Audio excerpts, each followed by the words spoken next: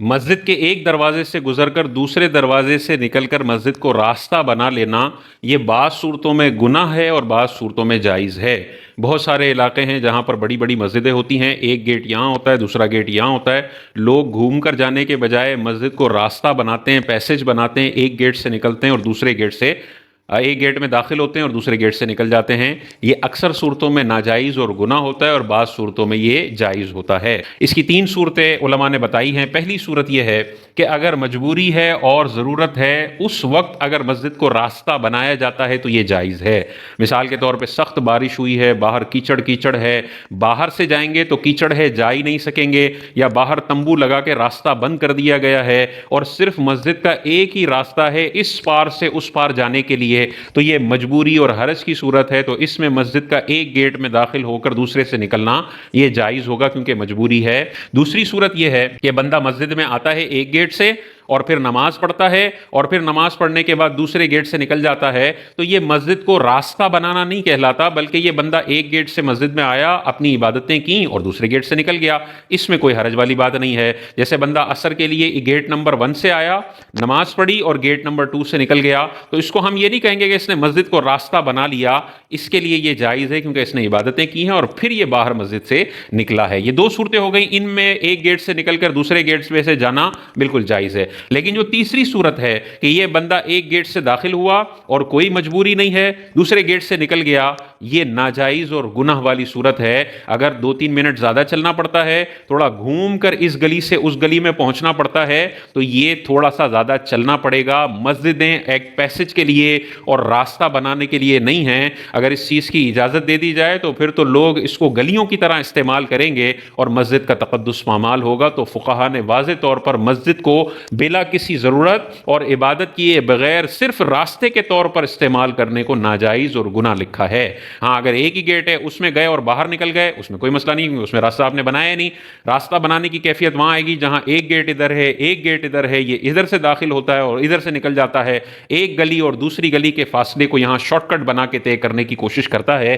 یہ بلا وجہ اگر کوئی کرتا ہے، مجبوری کے بغیر کرتا ہے، تو یہ ناجائز اور گناہ ہے۔ اگر مثال کے طور پر لمبی گلی ہے، 5-10 منٹ ایکسٹرا چلنا پڑتا ہے، تو بھائی پھر آپ مسجد میں آئیں اور مسجد میں اس وقت کی نماز پڑھ لیں۔ اگر عصر کی آپ نے نہیں پڑھی پڑھ لیں، مغرب کی نہیں پڑھی پڑھ لیں، جو بھی وقتی نماز ہے اگر آپ نے نہیں پڑھی ہے تو مسجد میں آئیں، نماز پڑھیں، پھر دوسرے گیٹ سے نکل جائیں، کوئی مسئلہ نہیں ہے۔ آپ نے فرض نماز پڑھ لی ہے اور نفل کا ٹائم ابھی ہے، تو آئیں مسجد کے اندر تحیت المسجد کی نیت سے نماز پڑھ لیں اور پھر ذکر الہی وغیرہ کر کے 2-3 منٹ کے اندر آپ نماز پڑھ کے پھر نکل جائیں، تو پھر اجازت ہوگی۔ لیکن اگر کوئی نماز بھی نہیں پڑھتا، 2-3 منٹ ایکسٹرا چلنے کے لیے بھی تیار نہیں ہے اور اس کو مسجد کو راستہ اور پیسج بنانا ہے، یہ مسجدیں اس لیے نہیں ہیں کہ ان کو راستہ بنایا جائے، یہ والی صورت ناجائز اور گناہ کی ہوگی۔ اسی طرح مسجد کے آداب کے حوالے سے ایک اور چیز ذہن میں رکھیں کہ مسجد میں کھانا پینا اور سونا صرف اعتکاف کی نیت سے مسجد میں بیٹھے ہوئے بندے کے لیے جائز ہے۔ جو اعتکاف کی نیت نہیں کیے ہوئے لوگ ہیں، اگر وہ مسجد میں کھاتے ہیں، پیتے ہیں، سوتے ہیں،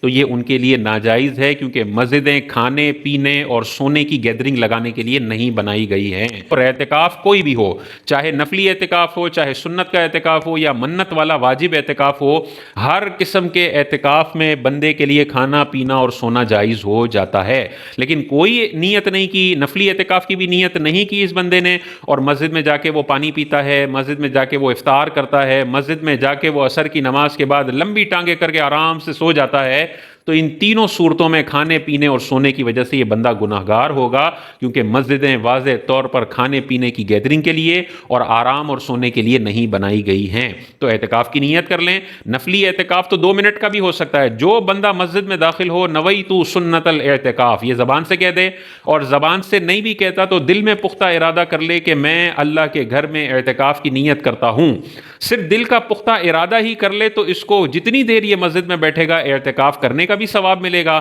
اور جو عبادتیں وہاں پہ وہ کر رہا ہے اس کا بھی ثواب ملے گا۔ تو اس میں کیا حرج ہے کہ صرف ایک دل میں نیت کرنی ہے، اعتکاف کا ثواب بھی آ جائے گا اور یہ تینوں کام آپ کے لیے کرنا جائز ہو جائیں گے۔ تو یہ نہیں ہے کہ مسجد میں جا کے اعتکاف کی نیت کر کے ڈائریکٹ کھانا پینا شروع کر دیا، ڈائریکٹ سونا شروع کر دیا، نہیں، یہ تو پھر ایک غلط معاملہ ہو جائے گا نا۔ مسجد میں جائیں، اعتکاف کی نیت کریں، کچھ ذکر الہی کریں، مسجد کا تھوڑا سا حق ادا کریں، اس کے بعد بندہ اگر سوتا ہے، کھاتا ہے، پیتا ہے تو اس کی اجازت ہوگی۔ حرم میں بعض اوقات ہم جاتے ہیں اور مسجد کے اندر ہی زمزم پی رہے ہوتے ہیں، مسجد کے اندر ہی افطار ہو رہا ہوتا ہے، تو وہاں پر بھی اس چیز کا خیال رکھنا چاہیے۔ اعتکاف کی نیت کریں تو حرم میں اعتکاف کرنے کا ثواب بھی ملے گا، اور یہ سارے کام آپ کے لیے اس وقت جائز قرار دیے جائیں گے۔